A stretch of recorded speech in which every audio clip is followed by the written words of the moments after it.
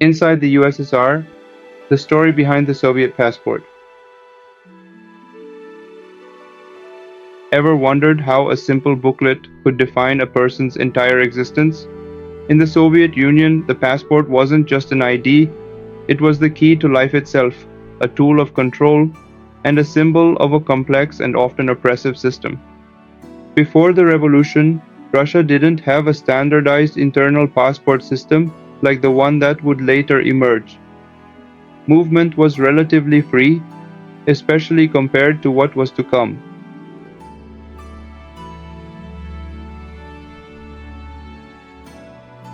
The Bolshevik Revolution changed everything.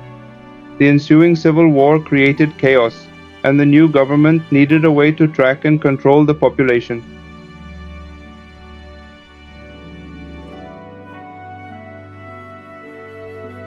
In the 1920s, the first Soviet passports were introduced.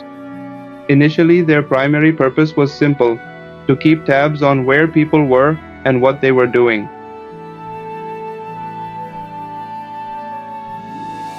These early passports quickly became tools for labor management. The state needed to direct the workforce to specific areas and industries to rebuild the country.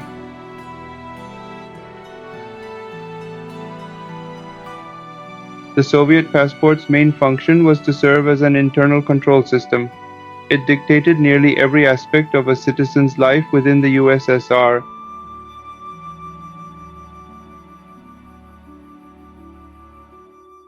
Central to this control was the propiska system.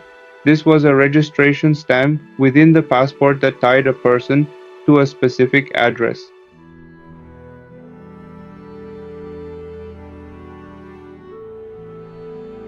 The propiska determined where you were allowed to live. Without the correct stamp, you were essentially homeless and without rights.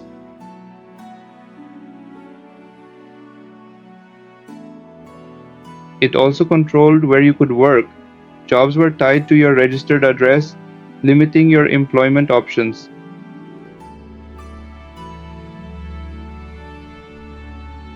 Travel within the USSR was also dictated by the passport. Moving to a new city or region required permission and a new propiska. One of the main goals was to prevent mass migration to major cities. The government wanted to control the population distribution and prevent overcrowding.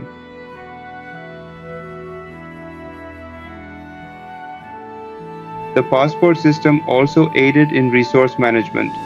By knowing where people lived, the state could better allocate resources across its vast territory. Ultimately, the passport was used to maintain social order. It enforced societal norms and regulations, ensuring conformity and obedience.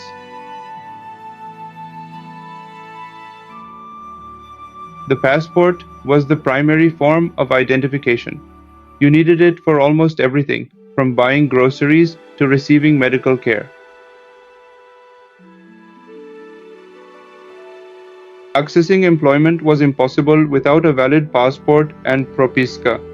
It was the key to economic survival in the Soviet system.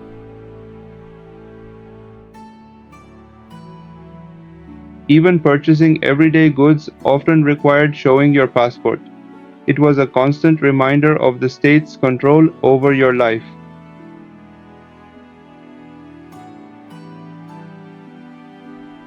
Obtaining a passport was often a challenging and arbitrary process. It wasn't a right, it was a privilege granted by the state.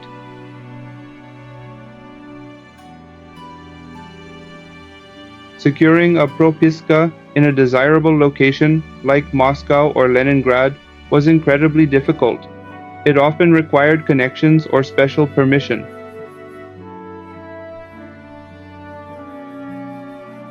Bureaucracy, corruption, and political influence played a significant role in the passport process. Knowing the right people could make all the difference.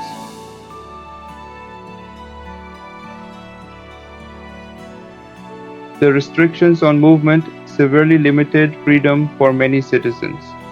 They were essentially tied to their registered location.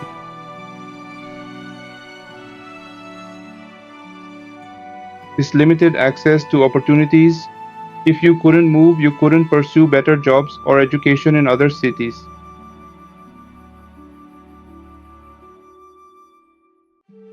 There was a constant fear of denial. Losing your propiska or being denied a passport could mean losing your home and livelihood.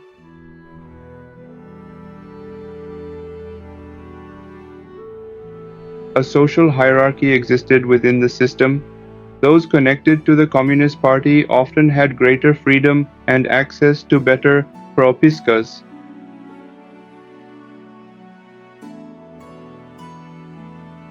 The Soviet passport was also used to suppress dissent. Those who spoke out against the government could have their passports revoked.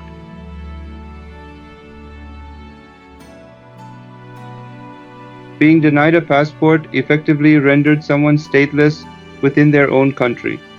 They were cut off from society and basic services.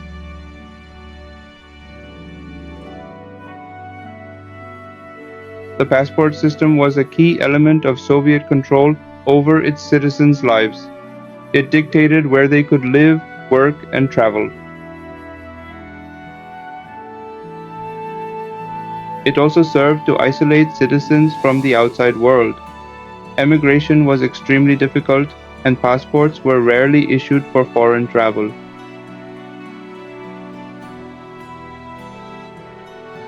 The fall of the Berlin Wall in 1989 was a powerful symbol of changing times. It signaled the beginning of the end for the Soviet system.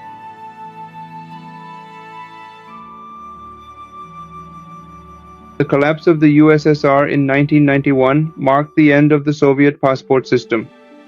New passport systems were introduced in the newly independent states.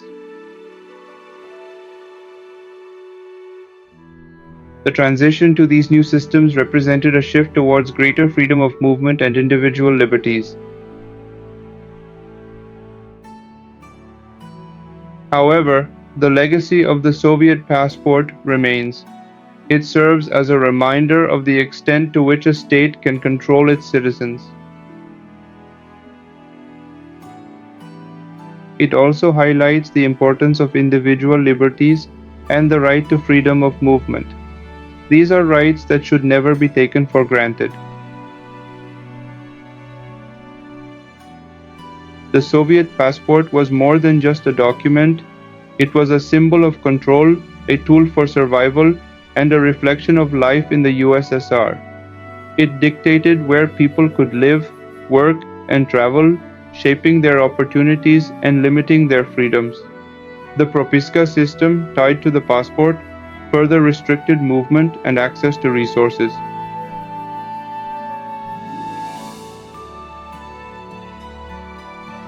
Obtaining a passport and securing a desirable propiska were often challenging, influenced by bureaucracy, corruption, and political connections. The passport was also used to suppress dissent, denying passports to those who spoke out against the government. The fall of the Berlin Wall and the collapse of the USSR marked the end of this system, transitioning to new passport systems that offered greater freedom.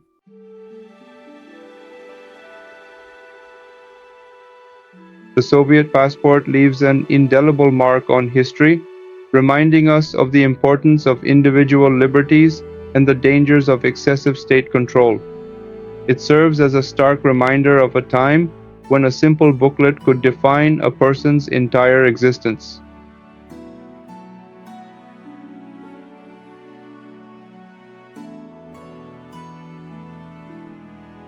Thank you for watching Inside the USSR, the story behind the Soviet passport. We hope you found this exploration of Soviet history informative and engaging. If you enjoyed this video, please give it a like, share it with your friends, and subscribe to the Info Arena for more exciting and upcoming videos on historical events and cultural phenomena. Don't forget to hit the notification bell so you never miss an upload. We have many more fascinating stories to share with you,